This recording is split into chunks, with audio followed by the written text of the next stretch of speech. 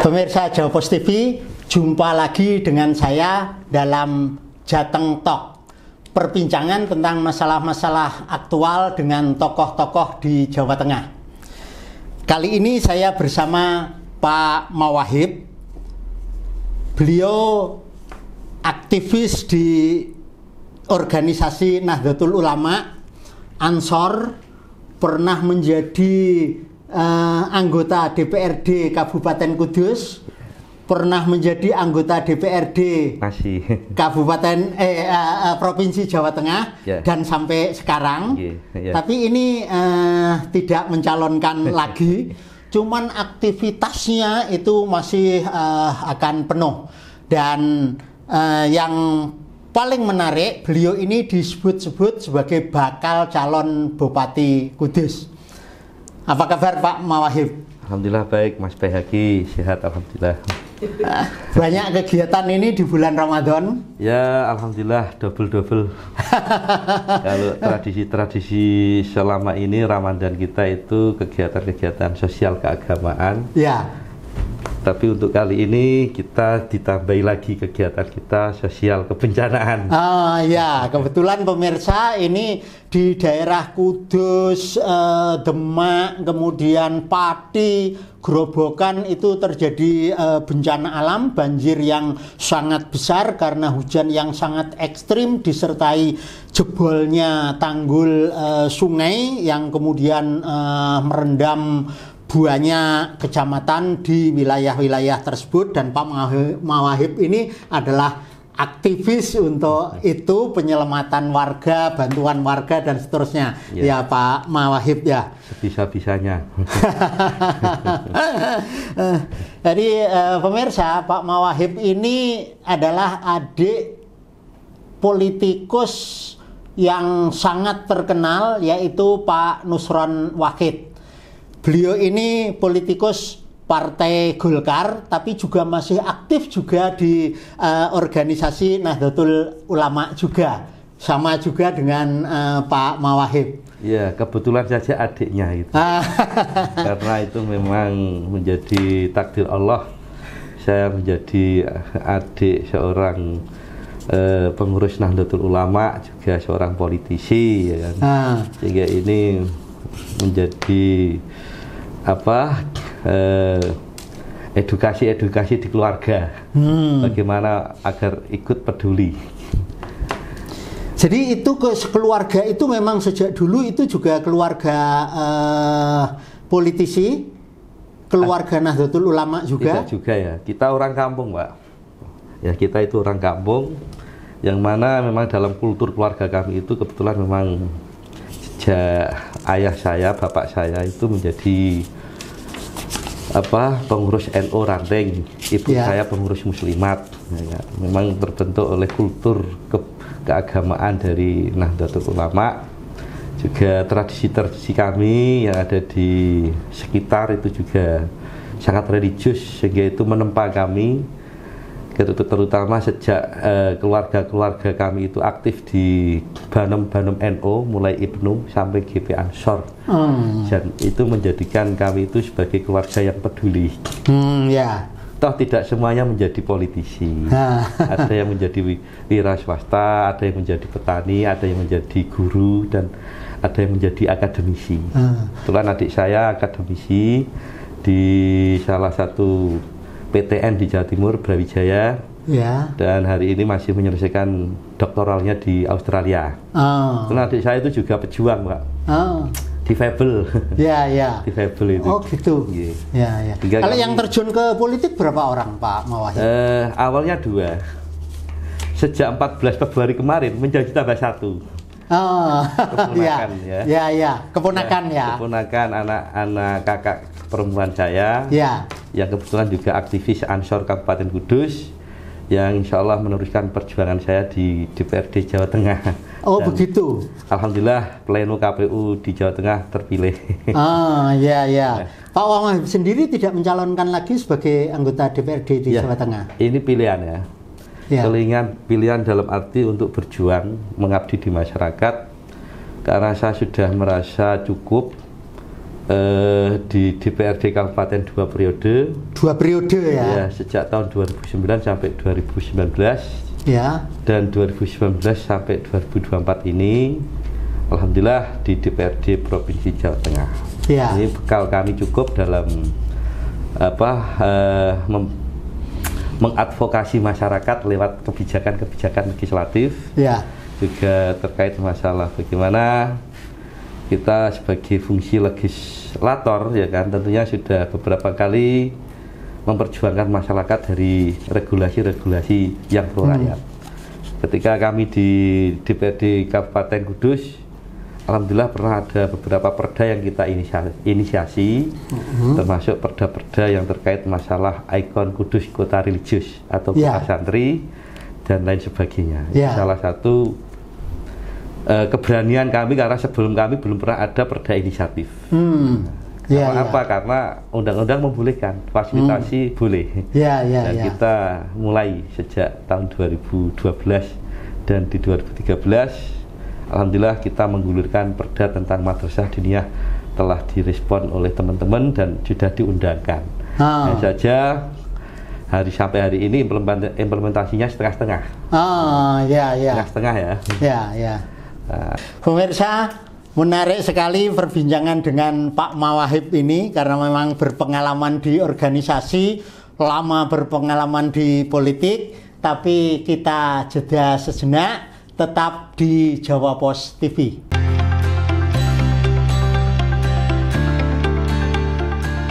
Ulas berbagai isu di Jawa Tengah dengan menghadirkan narasumber-narasumber yang berkompeten di bidangnya.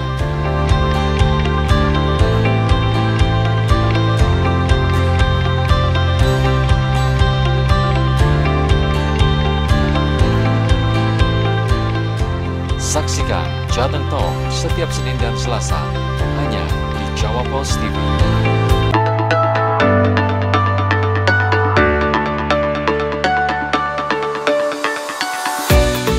Menyajikan informasi menarik dan aktual seputar Jawa Tengah.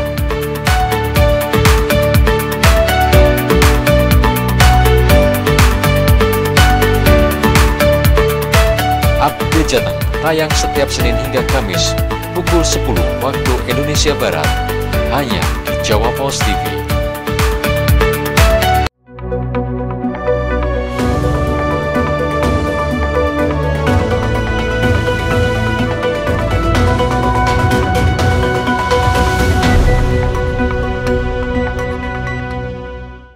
Pemirsa Jawa Pos TV, kita lanjutkan perbincangan dengan Pak Mawahib, aktivis atau politikus Partai Golkar yang belakangan ini disebut-sebut menjadi bakal calon Bupati Kudus.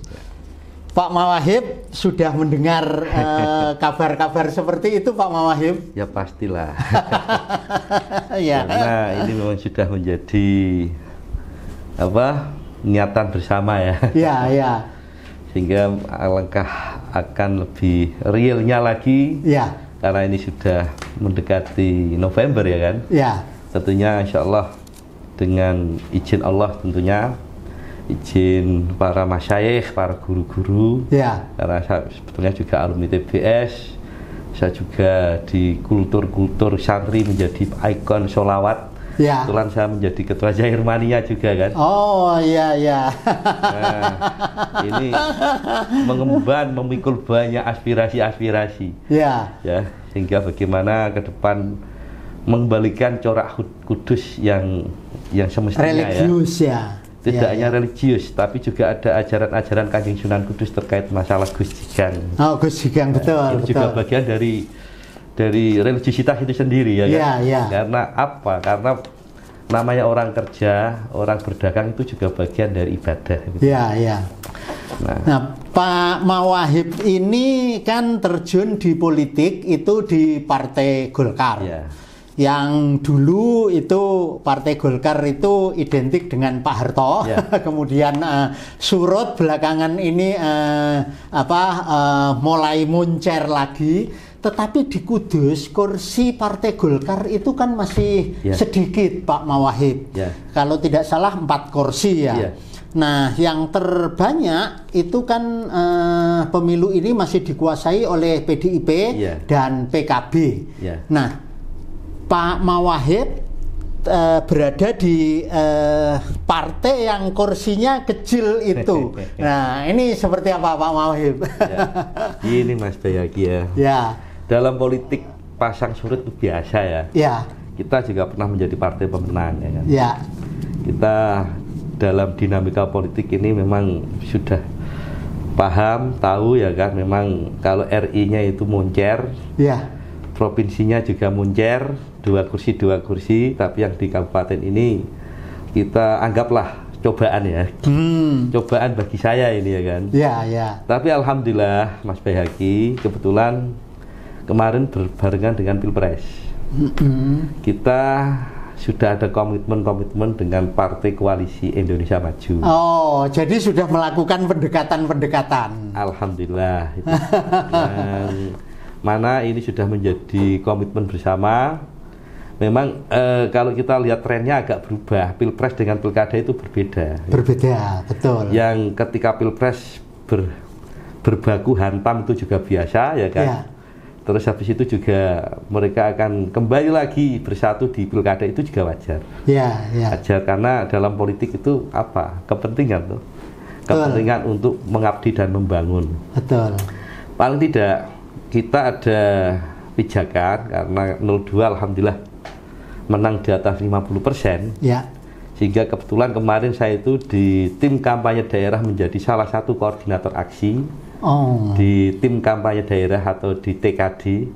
Kebetulan di TKD Kabupaten saya menjadi sekretaris TKD 02 Pak Prabowo dan Mas Gibran itu. Dan alhamdulillah komunikasi politik dengan pimpinan partai politik Koalisi Indonesia Maju kita terjalin erat dan terjalin baik, dan insya Allah continue. Sehingga dari euforia kemenangan Pilpres ini tentunya akan menjadi efek domino di pilkada. Karena di dalam tahun yang sama-sama di tahun 2024 ini kita telah menyelenggarakan pemilihan umum bersama, baik Pileg dan Pilpres, dan nanti di November tentunya pilkada serentak secara nasional. Harapan-harapan yang bisa saya sampaikan termasuk adalah di Koalisi 02 atau Koalisi Indonesia Maju ini tentunya akan ditindaklanjuti, nanti akan ada komunikasi politik yang terbaru. Karena kita sebetulnya kemarin tuh nunggu hasil pengumuman dan penetapan. Kalau tadi malam kan baru pengumuman ya. Nunggu penetapan. Karena di di Pilpres terutama pasangan-pasangan yang akan menggugat kita hormati dulu. Kita nunggu suasana kondusif sampai penetapan resmi dari KPU. Tentunya ini salah satu menjadi modal kami di Koalisi Indonesia Maju, terutama di Kabupaten Kudus, sekalipun memang secara nasional Golkar itu 2 besar, ya kan, selisih kurang lebih 1,5% ya dengan PDI, dengan proyeksi 102 kursi, kan, sementara di PDI 109. Ini kan juga hasil kerja politik juga kan. Tapi itulah ada beberapa anomali ya.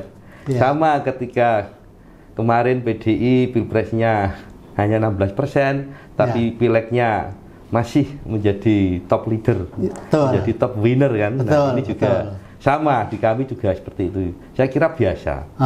Seperti di beberapa kabupaten yang lain. Dulu di Batang kita juga 4 kursi kayaknya.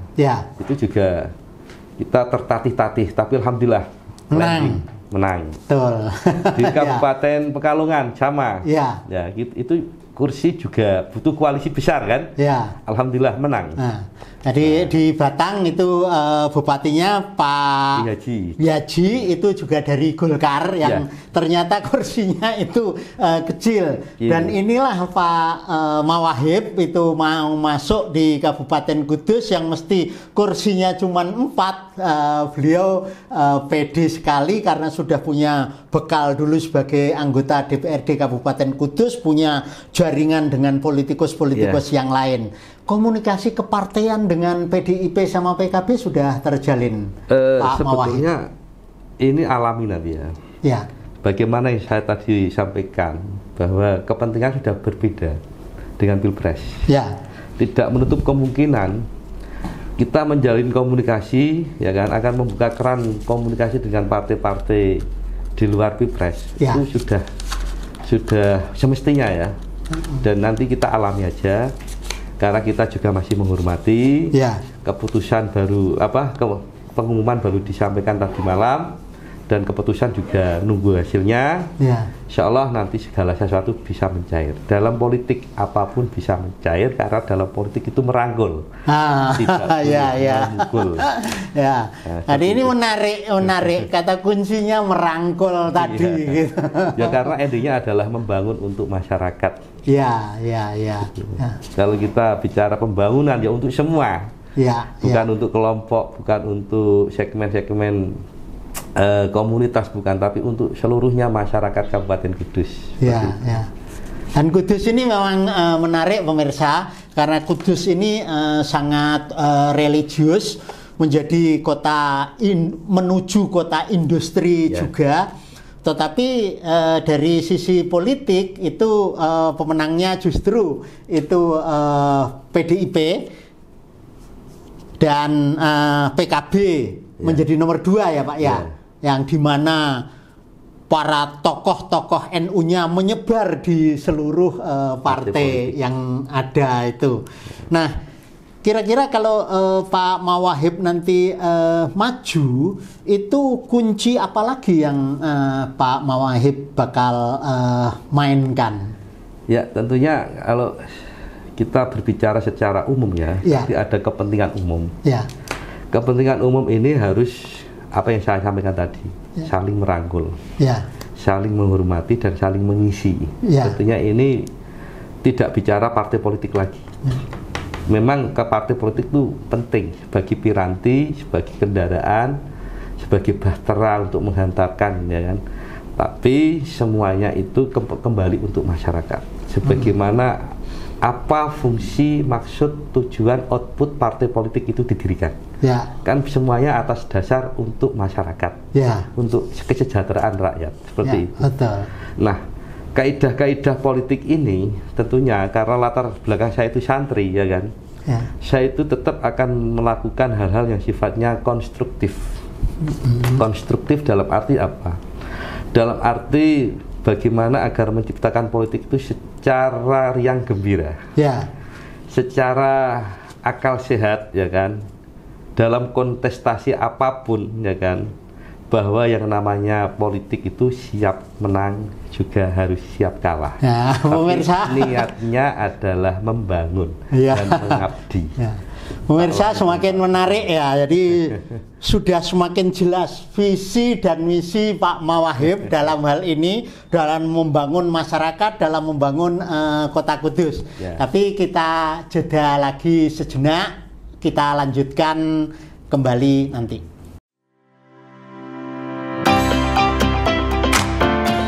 Menelusuri, mengulik, serta mengupas sejarah di berbagai tempat dan kuliner di Jawa Tengah.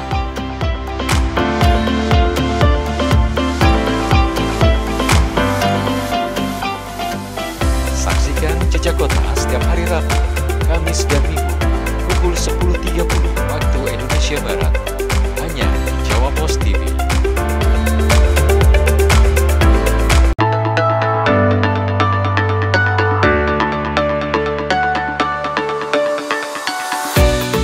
Menyajikan informasi menarik dan aktual seputar Jawa Tengah.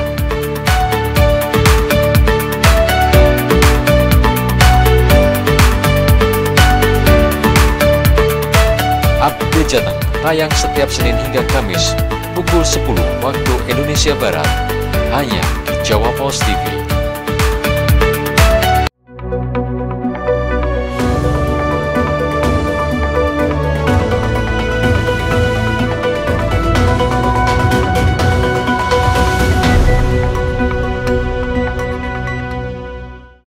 Pemirsa Jawa Pos TV, kita lanjutkan perbincangan dengan Pak Mawahib, politikus Partai Golkar yang belakangan ini disebut-sebut menjadi bakal calon Bupati Kudus. Pak Mawahib, karena Pak Mawahib ini asli dari Kudus juga kiprahnya juga banyak di Kudus, bahkan ketika merambah ke DPRD Jawa Tengah juga melalui dapil yang antara lain juga Kudus, paham betul tentang kondisi yang ada di Kudus, Pak. Kira-kira Pak Mawahib itu melihat Kudus itu kayak apa? Ya, saya karena lahir di Kudus, sekolah di Kudus, ngaji di Kudus, terus setelah jenjang SMA atau aliyah itu saya keluar di pondok pesantren dan sempat hidup di luar negeri di Timur Tengah. Ya. Sebelum ke Timur Tengah saya lama di Jakarta. Ya kuliah tapi eksodus ya, alumni gitu, jebolan gitu ya. Sehingga beberapa kali kami ketemu dengan aktivis-aktivis yang alhamdulillah sekarang itu sudah sukses sesuai dengan cita-cita masing-masing, ya ada yang di legislasi, ada yang di eksekutif dan lain sebagainya. Ini menunjukkan bahwa kembali kepada prinsip-prinsip lokalitas. Yang dimaksud lokalitas adalah kedaerahan. Ya. Karena saya orang Kudus, maka saya itu harus tidak boleh meninggalkan kekudusan saya. Karena saya wong desa, maka saya tetap bangga dengan citra desanya saya. Karena ini menjadi salah satu identitas atau brand ya, yang itu tidak bisa dibuat semu. Semua itu kembali kepada alurnya masing-masing. Ya. Kenapa harus dibuat-buat? Ya. Yang penting adalah berbuat. Ya. Kan begitu ya. Ya. Nah, Kudus sebagaimana yang kita ketahui, ini adalah sebuah anugerah yang tak ternilai yang didirikan oleh Sunan Kudus, dulu namanya Tajuk ya. Ya. Namanya aja Kudus, dari Al-Quds. Ini penggalan dari salah satu masjid yang termasuk diagungkan, ya, dimuliakan oleh Allah, Baitul Maqdis, dan itu ada serpihan ya.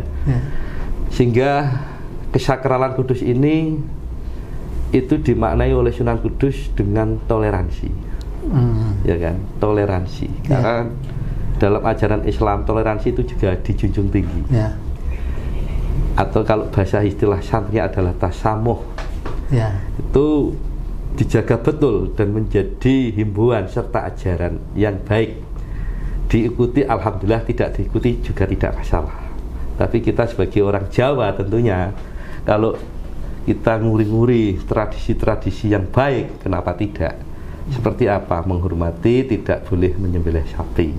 Bukannya tidak boleh, ya kan? Dibolehkan, tapi akan lebih kita itu menempatkan diri pada sebuah sakralitas sebuah kota, sebuah daerah yang situ hidup berdampingan dengan berbagai pihak. Nah, ini salah satu luar biasanya kota Kudus. Sejak dari nama Tajuk dengan nama Kudus juga banyak ditemukan jejak-jejak, termasuk pernah kita rame ya, ada Kudus 4 negeri dan lain sebagainya. Kita juga pernah FGD itu dengan teman-teman yang selama ini menggelorakan dengan dengan branding Kudus 4 negeri dan lain sebagainya. Terlebih kemarin kita juga berbahagia sekali untuk kaum santri, karena saya juga mewakili santri, salah satu ulama ternama Kudus yang hidup di era prakemerdekaan itu juga diusulkan oleh pemerintah Kabupaten Kudus sebagai pahlawan nasional, yang termasuk itu Dinas Sosial di Jawa Tengah, kebetulan mitra kerja saya juga sangat support, dan insya Allah kita tunggu hasilnya ya. Ini juga bagian dari bentuk pengakuan pemerintah terhadap perjuangan para pahlawan dari kaum santri. Nah, kalau kita bicara santri, Kudus ini tentunya juga menjadi tidak hanya sekedar pinter ngaji, tapi juga disertai ilmu dagang. Karena orang dagang dalam sepanjang nubuah Kanjeng Nabi, dalam sirah-sirahnya ketika pergi haji, itu juga di samping menjadi sampingan, yaitu berdagang. Nah, ini jadi Gus Jigang itu. Gus Jigang. Orang bagus bisa ngaji dan bisa berdagang. Bagus itu akhlakul karimah, tidak harus rupawan, tidak harus rupawati, tapi juga lahir batin. Termasuk adalah bagaimana esensi ini adalah termasuk memberi skala prioritas terkait pendidikan karakter untuk generasi bangsa, terutama warga Kudus. Belakangan pemirsa, Kudus memang dihajar bencana, terutama banjir ini karena topografi wilayahnya yang di sebelah utara sana itu pegunungan tinggi, sedangkan yang di sebelah selatan barat sana itu rendah, sehingga air menghajar ke daerah yang paling rendah. Pak Mawahib tahu persis kondisi itu karena berada di lapangan. Ya, betul. Nah, ini juga sesuai dengan pengalaman kami. Dulu waktu saya masih di DPRD Kabupaten, saya pernah di pimpinan Komisi A. Termasuk di generasi kami di tahun 2009 sampai 2014, kita termasuk yang ikut menginisiasi berdirinya BPBD tingkat kabupaten saat itu. Atas apa ya? Atas bencana yang menjadi langganan. Di saat ini yang perlu antisipasi sebagai early warning system kita adalah banjir dan longsor, sehingga perlunya BPBD saat itu. Sehingga yang menjadi hotspot bencana itu sudah sering kita petakan. Selama ini sudah menjadi tradisi kalau wilayah banjir itu dari barat itu ya dari Gamong atau di perbatasan Jepara, terus melintasi Jati, kan? Di situ ada Pasuruan sampai perbatasan Pasuruan Kidul, Pasuruan Lor, sampai Jati itu masuk wilayah Jetis Kapuan, di Dudukuh, Gendok, Barisan, Tanggul Angin, masuk ke Jetis Kapuan, Jetis Kapuan nanti masuk Dukuh Tempel Gulang, Karanganyar, Payaman. Hafal betul ini Pak Mawahib ini diperlukan adanya kebersamaan. Kebetulan saya masih ingat di kabupaten dulu ada perda yang namanya kerjasama antar desa. Nah, terus di tahun 2012 Perka BNPB nomor 1 tahun 2012 tentang Destana. Tahun 2023 kemarin oleh Mendagri langsung yang menjadi domainnya ini naik menjadi kencana, yaitu Kecamatan Tangguh Bencana. Kalau sudah ada kebijakan secara berurutan, nah bagaimana peran pemerintah kabupaten atas dasar regulasi yang ada, hidupkanlah itu. Hidupkan perda terkait masalah kerjasama antar desa atas perasaan kultur yang sama, geografi yang sama, pertanian yang sama, dan lain sebagainya. Kalau konteks banjir berarti atas asas bencana yang sama banjir. Destana ini menjadi penting, walaupun tidak menyelesaikan masalah, tapi akan menjadi mitigasi masalah. Pemirsa, menarik sekali ini, semakin jelas visi misinya Pak Mawahib ini. Pak Mawahib, yang terakhir itu apakah majunya Pak Mawahib nanti sudah pernah dibicarakan dengan keluarga, terutama Pak Nusron Wakid, Pak Mawahib? Ya, Mas Behaki, tadi di prolog kita sudah bicara terkait keluarga politik Kebetulan dari 2 orang menjadi 3 orang Awalnya Pak Nusron, saya Terus 2024 ini ketambahan 1 Ini karena juga harus ada yang meneruskan perjuangan, sehingga tentunya pastilah.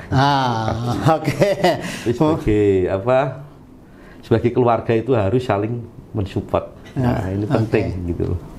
Oke pemirsa, demikian perbincangan kami dengan Pak Mawahib, politikus Partai Golkar yang sekarang ini masih menjadi anggota DPRD Provinsi Jawa Tengah, yang belakangan namanya disebut-sebut sebagai bakal calon Bupati Kudus. Saya Bae Haki, sampai jumpa pada talkshow berikutnya.